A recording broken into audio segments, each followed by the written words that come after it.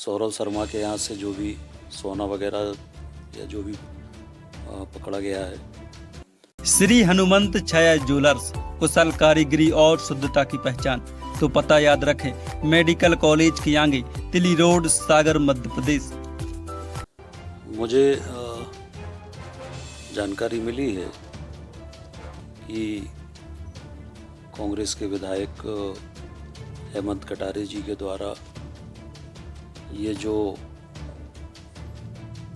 सौरव शर्मा जो ये पूरा जो परिवहन का विषय जो सामने आया है और जो रेड हुई है और जो सौरव शर्मा के यहाँ से जो भी सोना वगैरह या जो भी पकड़ा गया है, इस संबंध में हेमंत कटारे जी ने कहा है कि सौरव शर्मा की नियुक्ति मेरे द्वारा हुई थी या मैंने अनुशंसा की थी, ये पूरी तरह से असत्य है। मैं पहले भी इस बात को कह चुका हूँ कि वो एक भी ऐसी नोट शीट दिखा दें कि जिसमें मैंने सौरव शर्मा की नियुक्ति की अनुशंसा की हो या अनुमोदन किया हो या सहानुभूतिपूर्वक विचार करने के लिए लिखा हो। मैंने कभी भी सौरव शर्मा की ना नियुक्ति की अनुशंसा की। एक सामान्य रूप से मंत्रियों के पास आवेदन आते हैं तो विभाग को भेज देते, पर नियुक्ति का अधिकार भी परिवहन मंत्री को नहीं होता, ये आयुक्त ट्रांसपोर्ट कमिश्नर को होता है। तो मेरे द्वारा ना कोई अनुशंसा की गई, ना कोई सहानुभूतिपूर्वक विचार करने के लिए लिखा गया, ना मेरे द्वारा कोई आदेश किया गया। हम सब जानते हैं, पूरा प्रदेश जानता है कि हेमंत कटारे मैनेज होके पत्रकार वार्ता करते हैं या मैनेज होके आरोप लगाते हैं। ये कोई एक मामला नहीं है, ये लगभग इनका हर दिन का काम है। विधानसभा में अगर हम देखें तो विधानसभा में ये प्रश्न लगाते हैं, ध्यानाकर्षण लगाते हैं और उसके बाद फिर मैनेज होके उसी के पक्ष में पत्र लिखते हैं, उसी के समर्थन में पत्र लिखते, उसके बाद उस बारे में नहीं बोलते, उसके बाद उसकी कार्रवाई के बारे में कभी नहीं बोलते। इसी तरह से पूर्व में सुधीर शर्मा जी के ऊपर इन्होंने आरोप लगाए और फिर बाद में मैनेज होके और स्वयं ने कहा कि आरोप गलत थे। तो हेमंत कटारे जी, पूरा प्रदेश जानता है कि मैनेज होकर पत्रकार वार्ताएं करते हैं। जब इस मामले में ये जो रेड हुई है, जब सारी जांच एजेंसियां जांच कर रही हैं, इनकम टैक्स भी जांच कर रहा है, ईडी भी जांच कर रही है, लोकायुक्त भी जांच कर रहा है, जब सारी जांच एजेंसियां जांच कर रही है तो क्या पत्रकार वार्ता करके जांच एजेंसियों को प्रभावित करने का प्रयास है? क्या जो असली आरोपी है उनको बचाने का प्रयास है? क्या उनको बचाने के लिए ये सारा जो मामला है वो डाइवर्ट करने का प्रयास हो रहा है? पर मैंने पहले भी कहा और आज फिर कह रहा हूँ कि जांच में सत्यता आएगी और जो भी आरोपी हैं वो सारे आरोपी, उन पर कार्रवाई सरकार करेगी। जहाँ तक हेमंत कटारे जी का सवाल है, ये स्वयं 376 के आरोपी रहे हैं और 376 एक महिला पत्रकार की तरफ से ये केस रजिस्टर्ड हुआ था और उस केस में मुझे मालूम है कि उस एफएसएल के माध्यम से वो जो पॉजिटिव रिपोर्ट थी रेप की, उसको किस तरह से नेगेटिव किया गया, वो पूरी कहानी मुझे पता है। वो भी मैं सामने लाऊंगा कि कैसे वो नेगेटिव रिपोर्ट हुई। इसकी पुनः जांच के लिए भी मैं लिखूंगा। और हेमंत कटारे जी की भोपाल में आज अनेक प्रॉपर्टी हैं, अनेक संपत्ति हैं, ये कहाँ से आई?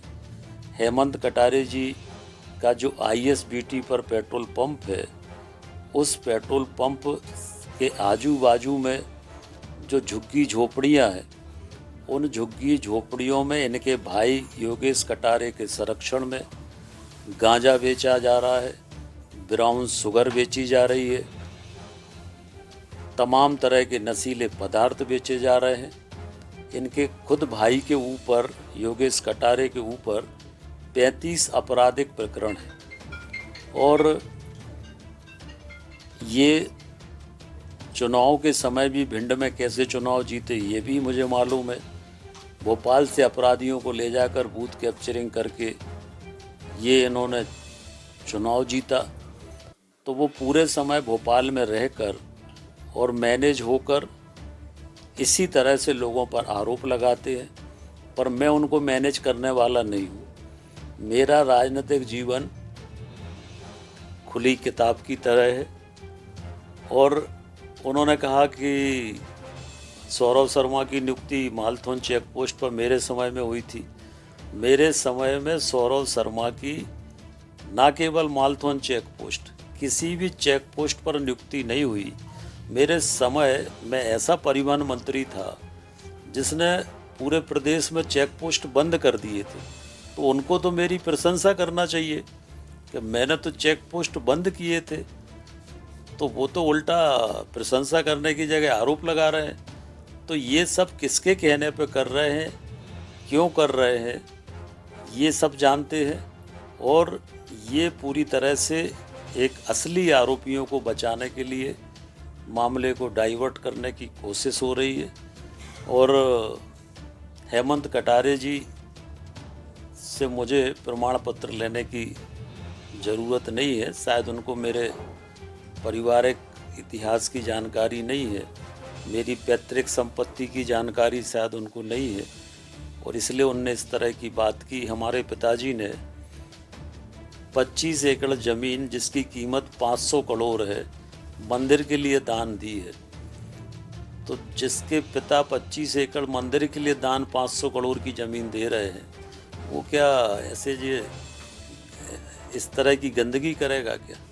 तो ये पूरी तरह से मैनेज होकर ये पत्रकार वार्ता की है। हम इसकी खिलाफ मानहानि भी करेंगे।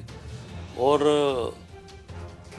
ये क्यों हो रहा है, इसके पीछे कौन है, ये सबको मालूम है। और कैसे कैसे मैनेज होते हैं ये भी मुझे पता है, और इसमें भी कैसे मैनेज हुए वो भी मुझे पता है, और इसमें भी क्या मिला वो भी मुझे पता है। इन पर कुछ रोशनी डालना चाहेंगे? तो मैं सब बता दिया, सारा स्पष्ट कर दिया। आपने कहा कि वो मैनेज होके कर रहे हैं। सब जानते हैं कहाँ से मैनेज। जो असली आरोपी हैं वो अपने बचने के रास्ते ढूंढ रहे हैं और जांच एजेंसियों को गुमराह करने की कोशिश करते हैं। अपने ऊपर आरोपों से बचने के लिए मामलों को प्रायोजित करने की कोशिश करते हैं। पर मैं कह रहा हूँ कि जब जांच हो रही है, जांच एजेंसियां क्या, उनका क्या काम है? उनका यही तो काम है कि सौरभ शर्मा की पोस्टिंग कब कब हुई, कहाँ कहाँ कब कब पोस्टिंग उनकी हुई। और मैं बता दूं कि जितनी भी उनकी पोस्टिंग हुई है वो सारी पोस्टिंग जो हुई है वो किस अवधि में हुई है वो भी सबको पता है, रिकॉर्ड है। मेरे समय मैंने किसी चेक पोस्ट पर सौरभ शर्मा की नियुक्ति नहीं की। इस मामले आने के बाद लगातार आपको टारगेट किया जा रहा है। पहले सेंट्रल उसमें आपकी प्रॉपर्टी की, भोपाल में प्रॉपर्टी को लेकर सवाल उठाए गए, अब ये प्रेस कॉन्फ्रेंस की गई, आपको टारगेट क्यों किया जा रहा है, क्या लगता है? देखिए, अब जैसे उसी विषय में कहा कि मेरा भोपाल में प्लाट है, अरे मैंने तो अपने एफिडेविट में दिया है उसको, तो इसमें नई बात क्या थी? मेरे अपने नाम से मैंने अपना जो चुनाव में शपथ पत्र दिया उसमें लिखा हुआ है, तो इसमें सनसनीखेज क्या था? ऐसी कौन सी चीज़ थी जो मैंने छुपाई थी? मैंने तो चेक से पेमेंट किया, चेक से पेमेंट करके अपने नाम से खरीदा, कोई बेनामी थोड़ी खरीदा। तो मैंने कौन सा गलत काम किया? तो उसमें कोशिश की गई कि किसी भी तरह से, कुल मिला के जो इसके असली आरोपी है वो असली आरोपी अपने बचाव के लिए ये तरह तरह के षड्यंत्र कर रहे हैं।